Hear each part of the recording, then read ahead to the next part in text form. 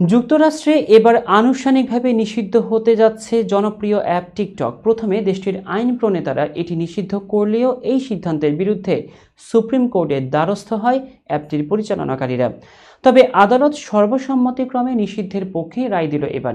খবর স্কাই নিউজের। গত বছরের এপ্রিলে টিকটক নিষিদ্ধ করার জন্য একটি আইন পাশ করেন মার্কিন আইন প্রণেতারা। এতে টিকটককে শর্ত দেওয়া হয়েছিল চীনের প্যারেন্ট কোম্পানির সঙ্গে তাদের সম্পর্ক ছিন্ন করতে হবে। বিষয়টিকে জাতীয় নিরাপত্তার জন্য হুমকি হিসেবে অভিহিত করে তারা সিদ্ধান্ত নেন 2025 সালের 19 জানুয়ারি থেকে নিষিদ্ধ হবে অ্যাপটি। তবে যদি প্যারেন্ট কোম্পানির সঙ্গে সম্পর্ক ছিন্ন করে তাহলে তারা যুক্তরাষ্ট্রে কার্যক্রম চালানোর সুযোগ পাবে। আদালত তার রায়ে বলেছেন, যেহেতু টিকটক যুক্তরাষ্ট্রের জাতীয় নিরাপত্তার জন্য হুমকি, তাই এটি নিষিদ্ধ করায় বাক স্বাধীনতা ক্ষুণ্ণ হবে না।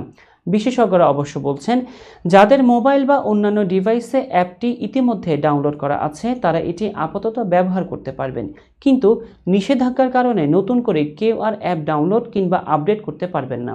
এটি ধীরে ধীরে অকার্যকর হয়ে পড়বে। এদিকে প্রেসিডেন্ট জো বাইডেনের প্রশাসন জানিয়েছে নিষেধাজ্ঞাটি কার্যকর করবে না তারা।